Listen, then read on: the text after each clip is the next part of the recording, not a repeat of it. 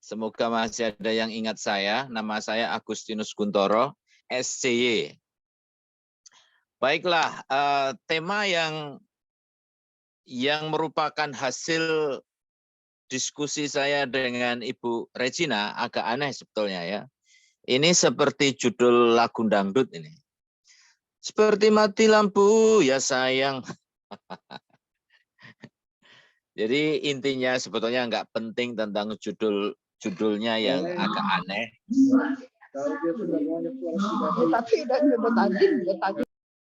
Halo, apakah masih terdengar? Masih, Romo. Yang penting kita akan membahas tentang garam dan lampu. Oke, nah mari kita membaca atau mendengarkan bacaan Injil yang akan saya bacakan terlebih dahulu. Kamu adalah garam dunia.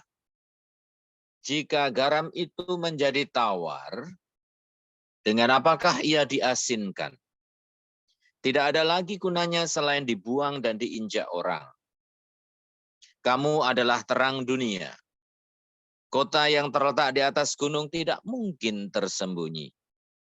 Lagi pula orang tidak menyalakan pelita, lalu meletakkannya di bawah gantang, melainkan di atas kaki dian, sehingga menerangi semua orang di dalam rumah itu. Demikianlah hendaknya terangmu bercahaya di depan orang, supaya mereka melihat perbuatanmu yang baik dan memuliakan Bapamu yang di surga. Mari kita merenungkannya, merefleksikannya dari ayat per ayat. Dari ayat yang pertama terlebih dahulu, kamu adalah terang dunia. Jika garam itu menjadi tawar, dengan apakah ia diasinkan? Tidak ada lagi gunanya selain dibuang dan diinjak orang. Pertama yang perlu kita renungkan, yaitu pernyataan dari Tuhan Yesus bahwa kamu adalah garam dunia. Jadi sebuah pernyataan yang fix ya, artinya udah jelas. Permintaan Tuhan itu sangat jelas untuk kita. Kita diundang untuk menjadi garam. Maka kemudian tidak ada pilihan lain kecuali kita mencoba membayangkan aneka macam karakter kegunaan garam itu bagaimana. Nah, lalu kita bayangkan, lalu karakter-karakter itulah yang perlu kita kembangkan. Itu yang harus menjadi permenungan bagi kita, yang nantinya juga saya akan sampaikan berkaitan dengan garam itu akan menjadi seperti apa. Mohon maaf, ada lalu lalang orang karena saya sedang di rumah orang ya, nggak sempat pulang ke rumah. Jadi setelah urusan Zoom ini baru nanti pulang. Jadi maaf kalau lalu lalang ada orang. Baik, undangan untuk menjadi garam. Bayangkan garam itu seperti apa, lalu kita nanti akan mencoba merenungkannya lebih dalam. Tetapi yang kedua sudah sangat jelas bahwa setelah kita diundang menjadi garam, lalu bagaimana kita itu bisa menjadi garam yang bermanfaat. Atau dengan kata lain, bagaimana kita sebagai orang Katolik menjadi orang yang bermanfaat bagi orang lain. Nah, kalau garam, manfaatnya ya untuk mengasinkan, kan jadi begitu. Jelas, kita harus mencoba memerankan diri sesuai dengan panggilan kita. Kalau kita menjadi garam, ya harus berfungsi mengasinkan. Kalau tidak, ya apa gunanya misalnya. Lalu renungannya diperdalam. Kalau aku menjadi lombok tapi tidak memedaskan, kan lucu. Kalau kita jadi gula tapi tidak memaniskan, kan lucu. Itu kemudian bisa dikaitkan dengan profesi kita. Misalnya kalau aku menjadi guru, tapi kok aku malas ngajar, ya itu menjadi sangat lucu untuk dipanggil sebagai guru yang baik. Kalau saya menjadi seorang pelajar, tapi saya tidak mau belajar, itu juga menjadi sesuatu yang tidak cocok dengan judulnya. Begitu pula kalau saya sebagai romo tapi tidak mau melayani umat untuk pelayanan sakramental misalnya. Nah itu juga lucu. Apa gunanya jadi romo kalau saya tidak bertekun di bidang yang memang disitulah role saya di dalam tugas. Nah, jadi undangan ini sangat jelas bagi kita. Kita diundang untuk melihat. Garam ini jangan dianggap fix seolah-olah tidak ada pilihan lain. Tapi ini hanya diminta supaya kita melihat kekhususan kita masing-masing. Kalau memang tidak bisa menjadi garam, ya jadi yang lain. Tadi saya sebutkan jadi gula, atau jadi ini, jadi itu berdasarkan kemampuan masing-masing. Lalu dari situ fungsinya apa, lalu kita mencoba menjadi murid Yesus dengan apa yang fungsi yang sudah ditentukan itu tadi. Oke, berikutnya. Kamu adalah terang dunia. Kota yang terletak di atas gunung tidak mungkin tersembunyi. Lagi pula orang tidak menyalakan pelita lalu meletakkannya di bawah kantang, melainkan di atas kaki dian sehingga menerangi semua orang di dalam rumah. Setelah kita diundang untuk menjadi garam, sekarang kita diminta untuk menjadi terang. Nanti kita akan melihat perbedaan antara fungsi ini, fungsi garam, fungsi terang. Tapi nanti ada keunikan yang semoga itu menyentuh atau ya menemukan pencerahan bagi kita, bagaimana kita harus bersikap gitu. Nah, lalu kota di atas gunung diperbandingkan atau dipertentangkan dengan pelita di atas kaki dian. Kalau tadi fungsi garam adalah untuk mengasinkan, lalu kalau fungsi pelita itu diminta untuk menjadi terang, tapi posisinya tergantung di mana. Nah, itu. Nah, tentu pelita itu akan bermanfaat jika dia ditaruh di atas atau ditaruh di tempat yang lebih tinggi dari yang lain, supaya bisa menerangi. Itu nanti kita lihat lebih dalam lagi. Nah, demikianlah hendaknya terangmu bercahaya di depan orang, supaya mereka melihat perbuatanmu yang baik dan memuliakan Bapamu di surga. Oke, menjadi jelas bahwa ketika kita diundang oleh Tuhan Yesus untuk menjadi terang, maka fungsinya adalah untuk menerangi orang lain, bukan hanya untuk menerangi diri sendiri. Jadi itu panggilannya menjadi jelas. Karena hanya ketika kita juga berfungsi untuk menerangi orang lain, maka perbuatan baik itu sekaligus suatu tindakan untuk memuliakan Tuhan. Jadi dari fungsi garam dan pelita ini menjadi jelas ya, untuk masuk kerajaan Allah atau untuk menjadi murid Yesus yang baik, atau mungkin ada yang aku ingin masuk surga, atau saya ingin memperoleh anugerah, atau supaya iman saya berbuah, itu sangat-sangat jelas. Sangat jelas. Tidak hanya berdoa, tidak hanya aktif berdoa, tidak hanya mengikuti misa, tapi bagaimana diriku ini mempunyai manfaat bagi yang lain. Sekecil apapun itu. Karena pada akhirnya kan yang diperhitungkan oleh Tuhan bukan seberapa besar.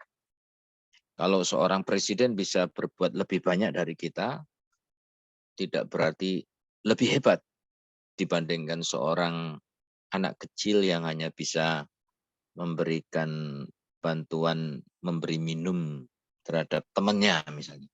Itu perbuatannya sama-sama mulia. Jadi yang penting bagaimana kita menjadi orang yang bisa menjadi terang bagi yang lain. Maka kerajaan Allah tersedia bagi kita.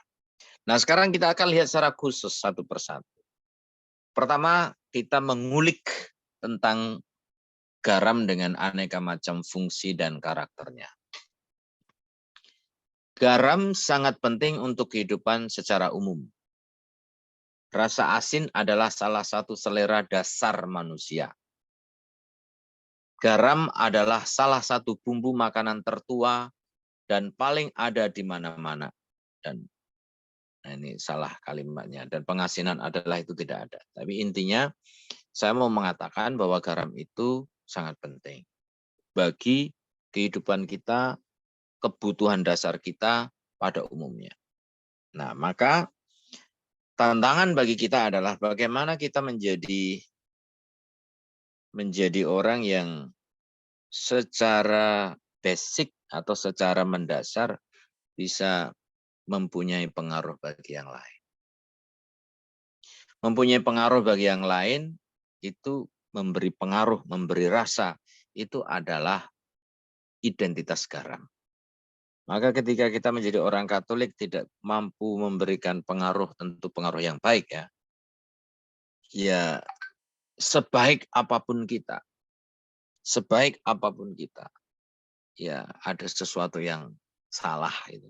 Atau ibaratnya itu kita makan sayuran tanpa garam atau pokoknya ada sesuatu yang salah ketika ada sesuatu yang hilang, ada sesuatu yang kurang. Ketika kita itu menjadi orang yang suci, menjadi orang yang baik, tapi untuk diri kita sendiri.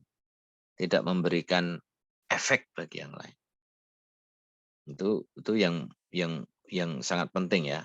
Memberi rasa, memberi pengaruh kepada makanan, kepada sesuatu yang lain. Itu kalau garam. Maka bagaimana kita di tengah masyarakat itu bisa menjadi sesuatu. Ada semacam ungkapan nggarami segoro. Nah, memang ketika kita, waduh bahasa Jawa lagi, nggarami segoro itu maksudnya menggarami lautan. Itu seperti ungkapan keputusasaan sebetulnya untuk kita yang berada di tengah masyarakat di mana kita sangat minoritas memang. Tetapi sekecil apapun, setidak pengaruhnya apapun tidak masalah. Kita tetap harus memberi. Ada Romo SC, misionaris SC yang waktu itu mengungkapkan kata-kata gini. Aku ini ibarat setetes air hujan di tengah lautan. Sama, cuman setetes di tengah lautan, apa pengaruhnya? Gitu loh. Tapi artinya gini loh. Seperti menyadari kita manusia, orang biasa lah, kita rakyat jelata, orang biasa. Kita tidak bisa mempengaruhi dunia atau mengubah dunia. Tapi saya punya kata-kata, dunia memang akan terus berjalan tanpa aku. Tapi tanpa aku, dunia akan kehilangan rasa. Tanpa adanya Agustinus Guntoro, dunia ini akan kehilangan sesuatu, meskipun sedikit. Nah, ini yang harus kita yakini, betapa kita unik. Gitu. Selanjutnya, garam biasanya digunakan dalam jumlah yang sangat kecil, tetapi memiliki kekuatan pengaruh yang besar. Nah, ini sangat penting, menarik bagi saya. Kalau kita masak itu kan kita membutuhkan seberapa besar garam sih, seberapa banyak garam, sedikit kan. Dan justru karena sedikit atau proporsional, kan membuat makanan enak. Kalau terlalu banyak, malah asin menjadi merusak selera atau merusak makanan atau bahkan tidak baik untuk kesehatan kan. Maka yang mau kita renungkan apa ketika Tuhan mengundang kita untuk menjadi garam? Kita diminta untuk mampu memberikan diri sesuai dengan kapasitas kita. Tidak perlu ngoyo, tidak perlu terlalu besar. Intinya sesuatu yang tidak sesuai dengan proporsi itu kan tidak baik. Terlalu gemuk tidak baik, terlalu kurus tidak baik, terlalu ini tidak baik, terlalu itu tidak baik. Hiduplah yang seimbang. Nah, dalam banyak hal ini, maka bisa diterapkan. Termasuk dalam hal rohani loh. Karena orang-orang yang terlalu religius, sampai lupa dunia, itu nanti disebut di Indonesia istilahnya mabuk agama. Lalu dikit-dikit Tuhan, dikit-dikit Tuhan, dikit-dikit kitab suci. Itu malah tidak mendarat di bumi. Tetapi orang yang terlalu ke dunia-duniawian tanpa melibatkan Tuhan di dalam kehidupannya ya seperti pohon atau seperti bangunan tanpa fondasi yang kuat. Jadi sekali lagi realitas penggunaan garam yang sedikit ini semoga juga memberikan tantangan bagi kita bagaimana menjadi orang yang bijaksana dalam memberikan diri sesuai dengan kapasitas, sesuai dengan ukurannya. Itu. Selanjutnya, nah ini juga menarik. Garam biasanya diletakkan di tempat tersembunyi atau di belakang yang tidak terlihat oleh banyak orang. Itu ya biasanya di dapur kan. Tidak mudah terlihat, tersembunyi. Nah realitas itu kan nanti berbeda dengan pelita. Nah nanti kita perbandingkan. Tapi sekarang sementara waktu, kita harus menyadari ketika kita diundang menjadi garam, berarti kita itu harus berani memberikan diri meskipun tidak kelihatan. Artinya kita low profile, rendah hati, tidak mengharapkan pujian, tidak mengharapkan balasan lah. Ini kayak kita sebut unconditional love. Ketika memberi tapi kita berharap sesuatu ya itu bukan cinta, itu balas budi, minta balas budi dan lain sebagainya. Atau boleh dikatakan gini, garam itu kan bermanfaat ketika akhirnya kalau dimasakkan itu kan akhirnya kan tercampur atau menjadi apa istilahnya? Larut. Jadi garam itu menjadi bermanfaat ketika dinamai tapi sudah bukan dalam bentuk garam lagi. Nggak kelihatan, tapi ada rasanya. Bisa nggak itu ya? Itu kan seperti secara umum bagaimana Allah itu berkarya dalam hidup. Tidak kelihatan, tetapi nyata, bisa dirasakan. Nah, kita diundang ke situ. Bagaimana kita itu menjadi low profile, setia bermain atau melakukan sesuatu di belakang layar. Maka kalau dalam perayaan Ekaristi itu, saya selalu di depan sebagai Romo, saya tidak merasa bahwa saya yang hebat, bahwa saya yang wow. Saya tetap harus mengapresiasi semua orang yang terlibat dalam perayaan ini, termasuk orang-orang yang mungkin secara setia menyiapkan sesuatu seperti koster dan lain sebagainya. Semuanya ambil bagian dalam karya pelayanan Tuhan, bukan karena saya romonya lalu saya lebih dibandingkan yang lain. Itu. Selanjutnya nomor 4, garam bukanlah sesuatu yang langsung habis, butuh proses yang panjang. Nah ini bagi teman-teman yang mungkin dari daerah yang memproduksi garam di dekat laut sana mungkin ya, itu mungkin tahu bagaimana proses membuat garam. Tidak mudah atau butuh proses. Nah, semoga kita juga menjadi orang Katolik selalu menyadari bahwa untuk menjadi dewasa dalam iman atau untuk semakin mendalam dalam iman, itu juga butuh proses yang panjang. Bahkan mungkin tidak akan sampai pada suatu titik. Maksud saya akan selalu, sepanjang hidup kita itu selalu harus berjuang terus-menerus. Pembelajaran terus-menerus. Maka bagi teman-teman yang merasa, aku sudah menjadi Katolik sejak bayi, aku udah berdoa siang malam, tapi kok kelihatannya nggak ada kemajuan. Atau aku udah mengaku dosa, tapi kok dosanya itu terus. Ya hal-hal macam ini ya memang akan terus-menerus mewarnai hidup kita selama kita masih hidup.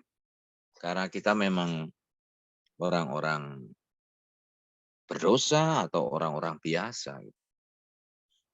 Bahkan orang suci pun kalau kita membaca sejarah orang-orang suci, orang-orang kudus, semuanya tidak mulus-mulus saja. Kesucian itu tidak jatuh dari langit atau mendapatkan penampakan Bunda Maria lalu tiba-tiba kita menjadi suci, itu enggak.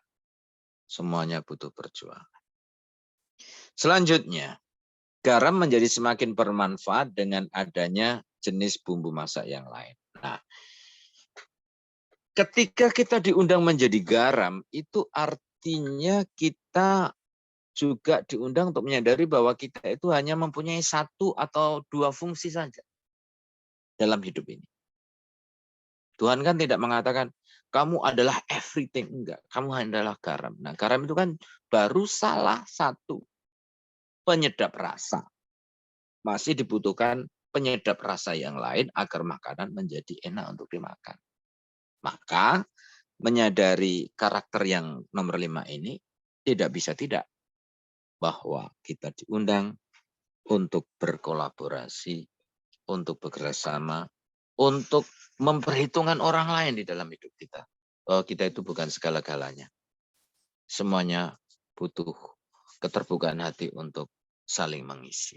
Nah, itu akan menjadi sangat dalam ketika juga membicarakan tentang kehidupan suami istri dalam keluarga. Juga kehidupan komunitas lah dalam LPF misalnya. Semuanya punya peran masing-masing dan lain sebagainya. Selanjutnya, sekarang kita masuk ke pelita. Ini saya agak ragu apakah masih terdengar dengan baik? Masih ya? Masih, Romo. Masih, Romo. Yes. Oke. Selanjutnya adalah kita melihat pelita atau cahaya atau lampu atau dian. Tadi dalam kitab suci dikatakan dian. Kalau orang Jawa Timur, mohon maaf ya. Orang Jawa Timur kadang-kadang ditambah agak, tapi konteks Jawa Timur ya. Jangan ini hanya bergurau dulu.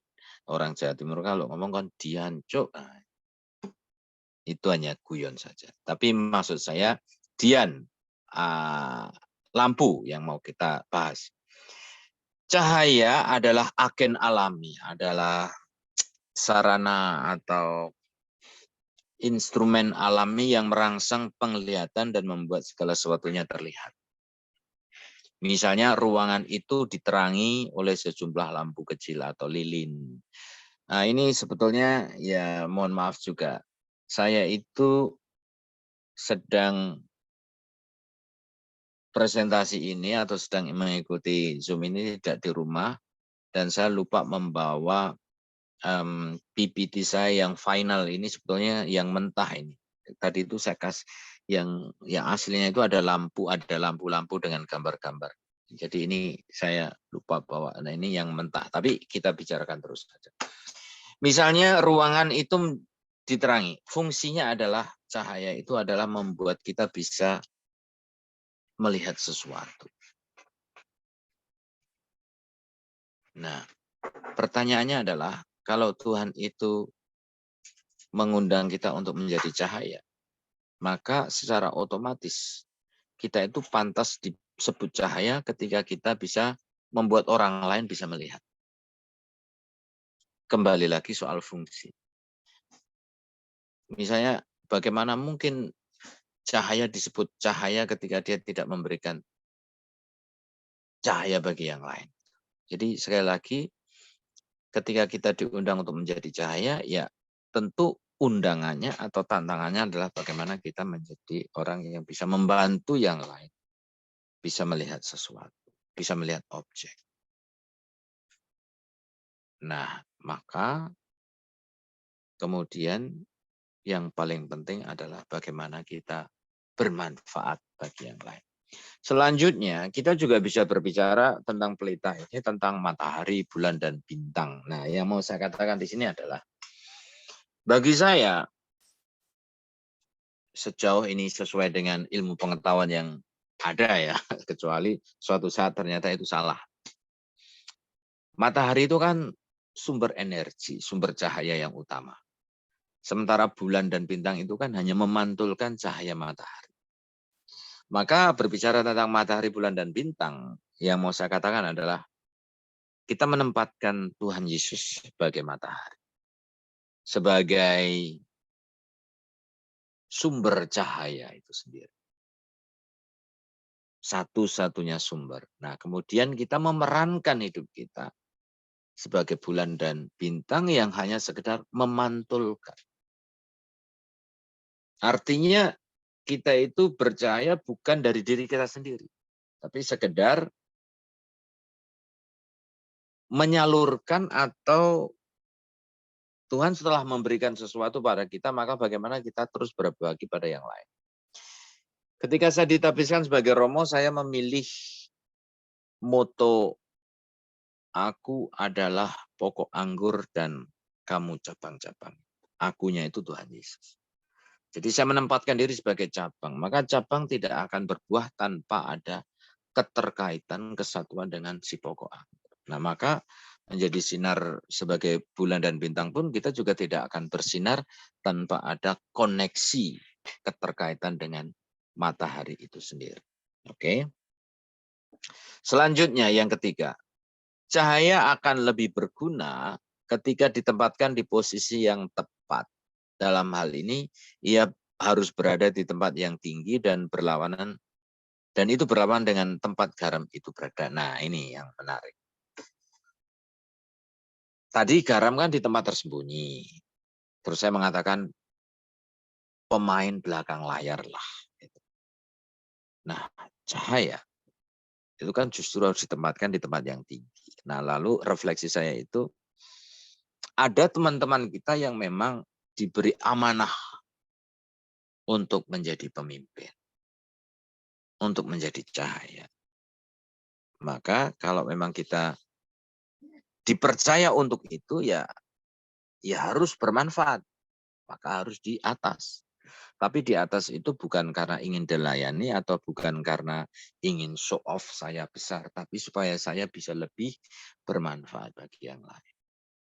Oke. Nah, ketika kita diundang menjadi garam, berarti kita diundang untuk menjadi pengikut atau menjadi pelayan atau bisa menjadi murid yang baik, yang harus taat, yang tidak harus mengedepankan diri.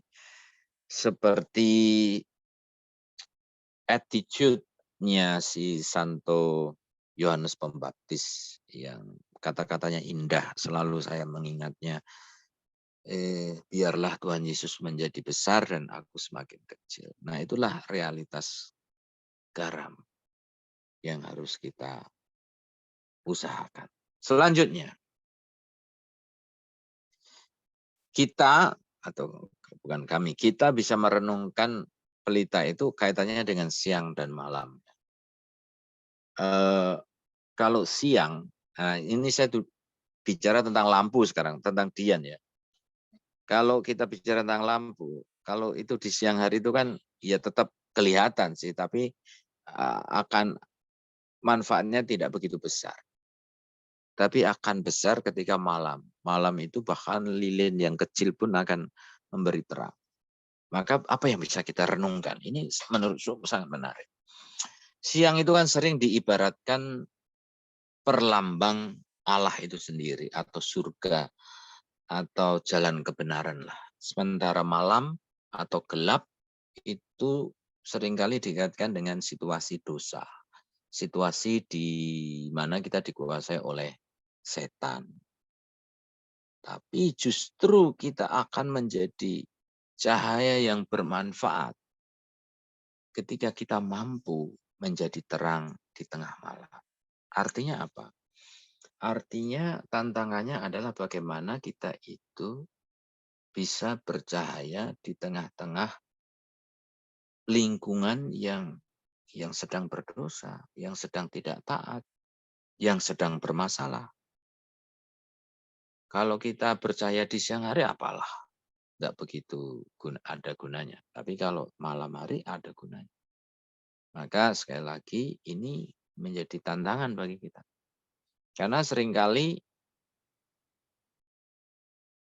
atau bahkan dalam Injil, seringkali orang baik itu dianggap baik kalau dia selalu di lingkungan orang baik-baik. Nah, itu yang didobrak oleh Yesus. Yesus ada di tengah-tengah orang berdosa. Nah, maka kita juga diundang untuk ada di tengah-tengah orang berdosa. Walaupun nanti karena dunia media sosial, mungkin kita akan digoreng kalau ada di tengah orang berdosa, kita dianggap juga bagian dari mereka. Apalagi, nah ini saya di tempat saya itu lupa itu ada tulisan PPLN Hong Kong kan. Nah, mengapa saya tidak sempat pulang ke rumah? Karena sekarang itu saya itu menjadi anggota panitia pemilihan umum Indonesia yang di luar negeri. Nah, ini sekarang saya jadi panitia. Maka kalau saya kumpul-kumpul dengan orang yang suka partai tertentu, nanti pasti saya digoreng. Atau mendukung calon presiden tertentu, pasti saya akan digoreng. Gitu. Karena panitia itu kan harus netral gitu ya, nggak boleh berbicara tentang partai ini partai itu. Tapi dalam konteks kembali ke Tuhan Yesus, justru kedatangan Tuhan Yesus itu kan untuk orang berdosa.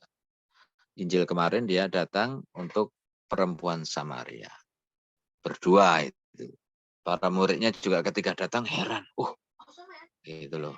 Juga heran kok bisa. Tapi sekali lagi Tuhan Yesus mendobrak tradisi atau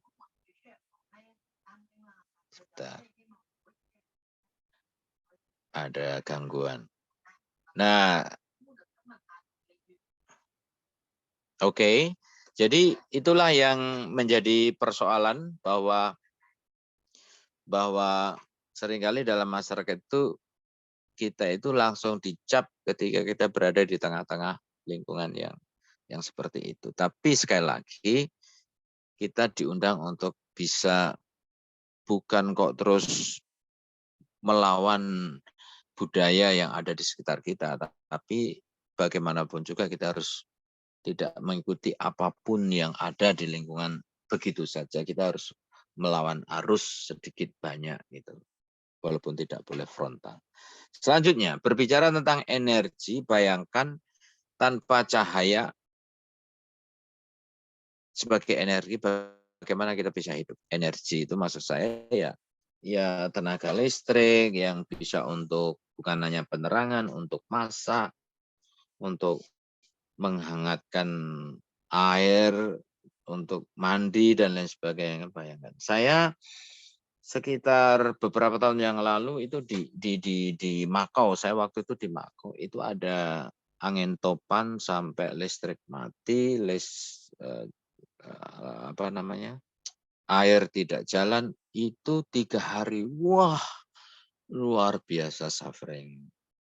Tanpa ada mau ini itu susah.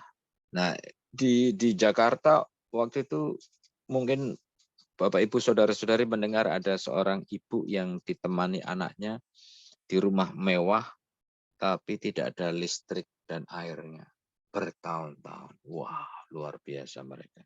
Tapi sekali lagi membayangkan ini betapa pentingnya energi, maka juga menjadi sangat penting bagi kita membayangkan Allah. Betapa pentingnya Allah bagi kita, seperti mati lampu atau seperti rasanya kita itu hidup tanpa hal-hal yang mendasar itu. Maka kan kadang-kadang kan Tuhan juga mengibaratkan sebagai bukan hanya air hidup tapi juga sebagai bread of life, sebagai roti kehidupan yang memberikan energi. Maka betapa pentingnya Tuhan, kita sebetulnya juga sangat penting. Walaupun dibandingkan Tuhan tidak ada apa-apanya, tapi dari sini karena kita diundang untuk menjadi pelita, maka kita itu punya panggilan yang sangat amat penting. Maka di sini sekarang perbedaannya. Orang kudus atau orang santo santa dengan kita itu yang membedakan apa sih? Menurut saya membedakan adalah kita itu kadang-kala punya panggilan yang sangat penting, mulia, luar biasa. Tapi kita kurang setia atau kurang tekun atau menjalaninya dengan setengah-setengah. Kurang dengan sepenuh hati, dengan cinta yang tulus, dengan cinta yang luar biasa. Sementara orang-orang kudus itu menjadi kudus karena mereka itu melakukan pekerjaan-pekerjaan yang sepele, tapi dengan cinta yang luar biasa. Jangan membayangkan orang kudus itu melakukan hal yang besar-besar loh. Banyak sekali orang kudus itu mereka cuman suster yang setia di dapur, masak untuk komunitasnya, Atau Mother Teresa yang cuma memandikan orang pengemis dan lain sebagainya. Luar biasa. Oke. Nah, selanjutnya yang keenam. Berbicara tentang pelita, kita bisa menafsirkan cahaya sebagai pencerahan atau membakar hati. Dan kita itu ketika tidak mengerti sesuatu itu seperti kita itu berada dalam kegelapan. Tapi ketika kita memperoleh penjelasan itu disebut pencerahan. Kita memperoleh cahaya. Nah, maka kita mengibaratkan itu. Ketika kita menjadi cahaya itu berarti mencerahkan, mendidik, mengedukasi orang. Ketika kita membiarkan orang dalam keterbingungan atau malah membingungkan mereka, maka kita sebagai orang yang bercahaya, yang memberi cahaya itu menjadi berkurang. Membakar hati ini saya langsung teringat dua murid di Emmaus ketika Yesus menampakkan diri, kemudian mereka, salah satu dari mereka, bukankah hati kita berkobar-kobar ketika ia menjelaskan segala sesuatu di dalam kitab suci di dalam perjalanan. Semoga hati kita juga berkobar-kobar ketika mendengarkan sabda Tuhan. Atau ketika salah satu dari kita itu memerankan diri sebagai cahaya. Tuh. Selanjutnya, yang terakhir ini. Cahaya itu kan menyinari siapa saja. Seperti hujan itu menghujani siapa saja. Gak mungkin misalnya aku masuk ke tempat ini karena saya orang berdosa, lampunya redup gitu. Entah saya berdosa atau suci, atau saya mencintai cahaya itu atau benci cahaya, cahaya tetap cahaya akan memberikan diri.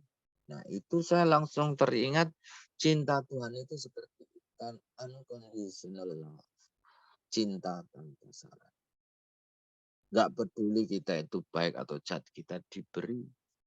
Nah maka kita juga nih diundang untuk hal yang sama meskipun mungkin dalam kapasitas yang berbeda. Tapi paling tidak berusaha untuk menjadi orang yang bisa memberikan kepada semua orang tanpa syarat. Kalau kita mencintai orang yang mencintai kita, ya namanya bukan cinta menurut Yesus. Menurut saya itu balas budi. Cinta baru cinta ketika kita memberikan kepada orang lain yang bahkan memusuhi kita. Nah ini kan ajaran Tuhan Yesus yang paling unik menurut saya. Yang tidak ada dalam ajaran yang lain. Karena itulah kesejatian cinta. Lalu yang kedua tanpa memaksa. Tanpa memaksa. Kan lihat, misalnya sinar gitu ya. Ketika kita semakin mendekati sinar, kita akan semakin mendapatkan terangnya. Kita akan semakin mendapatkan kehangatannya. Tetapi ketika kita menjauh dari sinar itu, kan juga kita akan semakin redup, toh, akan semakin tidak mendapatkan terang yang sama ketika kita mendekat. Atau ketika kita terhalang sesuatu, ya kita akan tidak bisa. Artinya apa? Ketika kita diundang menjadi pelita, jangan pernah memaksa. Namanya cinta itu memberi kebebasan. Maka yang datang kita sambut, yang menjauh ya nggak perlu harus ditahan-tahan, karena itu kebebasan. Jangan menjadi posesif, walaupun kita akan terus berusaha untuk mendoakan. Ini kan seperti kisah prodigal son itu loh, anak yang hilang. Sebetulnya saya penasaran, mengapa bapak itu mengizinkan anaknya pergi, bahkan memberikan, kan lucu kan, aku masih hidup kok tiba-tiba anakku minta harta waris. Kan nggak sopan untuk konteks budaya. Tapi bapak dalam kitab suci kan tetap memberi uang dan membiarkan dia pergi. Ya untuk konteks kita yang nggak masuk dalam budaya kita. Tapi mungkin dalam budaya orang Yahudi mungkin lebih menekankan bahwa anak mempunyai hak atau mempunyai kebebasan. Nah, begitu pula mungkin mau menggambarkan Allah itu mencintai manusia tapi tidak akan maksa, tidak posesif, tapi akan tetap menyambut. Maka ketika si anak yang hilang itu datang dari jauh, nah bapaknya untuk menyambutnya. Tapi bapaknya kan tidak melakukan apapun ketika anaknya tidak pulang. Nah, itu dia yang namanya cinta. Maka kita renungkan sekarang ada 4 poin yang ingin saya sampaikan. Pertama, kita dipanggil untuk menjadi garam dan terang yang berkontribusi dengan segala kekasannya. Oleh karena itu kita juga harus fleksibel untuk memberi apa yang khas bagi kita. Tidak harus menjadi garam, tidak harus menjadi terang. Tapi persembahkan apa yang bisa atau yang berkaitan dengan terang. Kalau kita tidak bisa menjadi lampu yang besar, ya lampu yang kecil. Ketika tidak bisa mampu jadi lampu yang kecil, jadi lilin juga nggak masalah. Menjadi bintang, bintang besar nggak bisa, bintang yang kecil. Yang penting berdasarkan kemampuan dan kekasan masing-masing. Selanjutnya, kita dipanggil untuk berada di tempat dan waktu yang tepat. Sehingga kita dapat menjadi lebih efektif dan maksimal dalam mempersembahkan diri kita kepada Tuhan. Maka ini disebut undangan untuk kebijaksanaan. Menjadi man in the right place and man in the right time.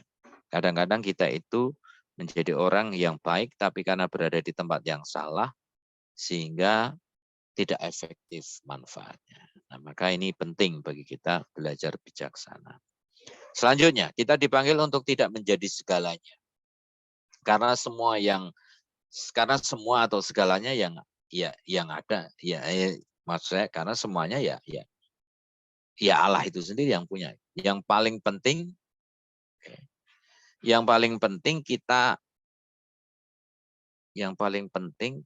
kita salah ketika kita mengatakan aku bukan apa-apa. Nah, ini kebalikan sebetulnya. Di satu sisi saya mengatakan kita itu bukan segalanya. Yang segalanya adalah Allah. Tapi mengatakan aku itu bukan apa-apa, aku tidak ada apa-apa. Itu menurut saya bukan ungkapan rendah hati. Tapi rendah diri atau pesimis atau orang yang tidak melihat betapa berharganya diri kita. Betapa uniknya kita. Maka kita harus yakin bahwa di dalam kasih karunia-Nya kita adalah sesuatu yang berharga.